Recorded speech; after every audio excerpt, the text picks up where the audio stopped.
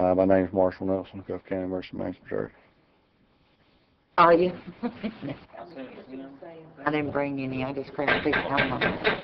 Emergency management meeting called on March 5th. At this time, we'll turn it over to Marshall. So right now, dealing with flood, we're basically through with our normal response. EOC's returned to activation level 3. The rivers are starting to fall. We're doing preliminary damage assessment. There's one problem that we do have, and that's mosquitoes. And so what I would like to do is ask that y'all reinstate the local state of emergency and include it to give the chairman authority to declare a local state of emergency in the future should we need it. Yes, I do have a question on that. Maybe I'll go to the attorney with this. When we declare a local state of emergency like this, does that knock out the sale of alcohol to these bars like certain places? I was told that's the reason I'm asking. I don't know. Does it remove that right? Do what now? You're asking, does this local state of emergency Remove their? No. No. The city of Wewell has it included in their local state of emergency. So if they issue a local state of emergency, it's included in that. So the city would stop alcohol sales. The way we do it is we do each of those things individually. So if we wanted to stop alcohol sales, we would come back and re-vote on that. So it does not. And that's not, in other words, it's not included. to answer my question, though, really and truly, it is correct. And the city of Wewell cannot sell alcohol. If they issue a local state of emergency, but they have not. Only the county Only if we do has done the. Only the county has a local state of emergency right now. The city never issued a local state of emergency for the city. Okay. So I mean, they can still sell.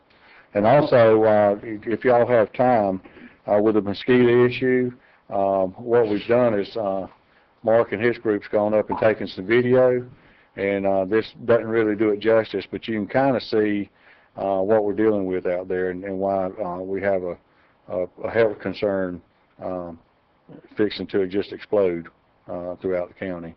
I got a motion by Ms. Nakamura, second by Ms. Bryant. No opposed, motion passed 3-0. Y'all want to look at the video? I know. You can show it. Yeah. Go ahead on.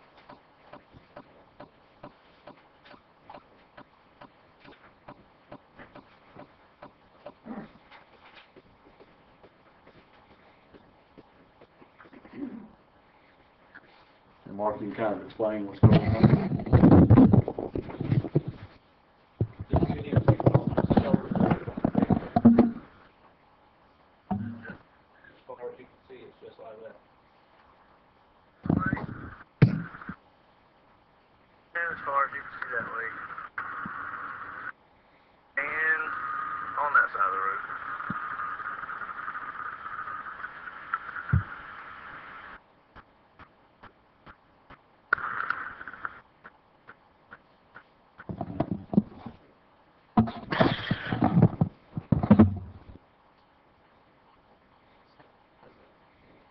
Is that the only one you're going to show?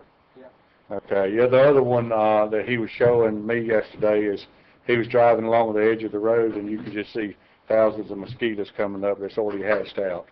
And so it is going to pose a public health risk when all those get up and going.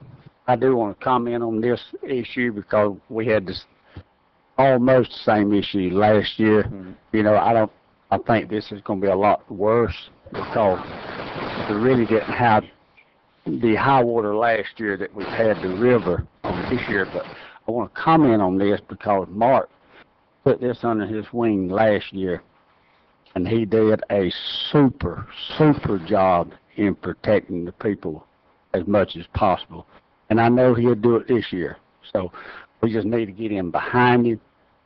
Overstreet area, major Indian Pass. It's not just the river system that this affects, but we need to get him behind him, and we need to work with him and to the best we can.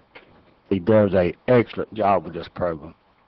Let me say one thing, the new commissioner, Carmen worked with me close last year, he monitored, he stayed up with, we spent a lot of funds in a short amount of time, and Carmen kept up with it, and was diligent about saying, okay, when you start getting close, come before the board. This is one of the things happened early in the spray season. We still have the whole summer to go, don't know what that's gonna bring, so we're gonna use up what we got right now to keep this, or get this back down in normal, so I may have to come before you later on and tell you, okay, this is what we spent, and this is where we're at.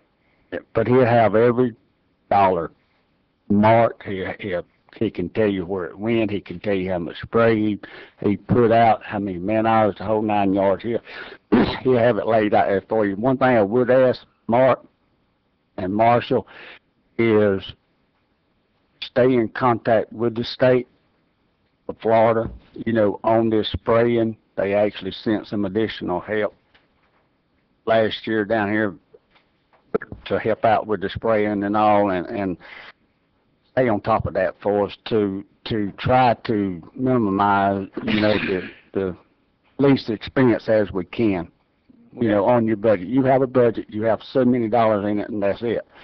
But this is most likely going to exceed its budget, so that's something we're going to have to One look thing, at. and one reason that Mark's so concerned about his budget, the last time we actually had a presidential declaration. This time we're not going to get it. We have a local state of emergency. The state never ever issued a state of emergency, and there's just not going to be enough damage for us to ask for a presidential. Most of the counties are going to meet their threshold. Ours is about 54,000, but there's not enough there to go for a major declaration, with the state having to meet about $25 million. So we're not going to have that funding there to help us this year. But and I understand that, but with Mark's connection, with the state people and all, and your connection and all, I feel like they'll help us, like they did last year. Maybe give us some additional spray and whatever they We had a conference can. call with them yesterday, and I think they said the only thing they would help us if we needed help setting out traps and stuff. As far as the spraying, they said they weren't going to be able to help. We already approached that yesterday, and Is got that on the right? phone with the guy from the Department of Agriculture, and he told us there was nothing they can do to help us this go around. We'll get through it.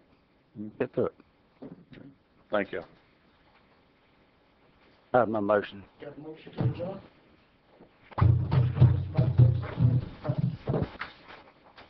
adjourn?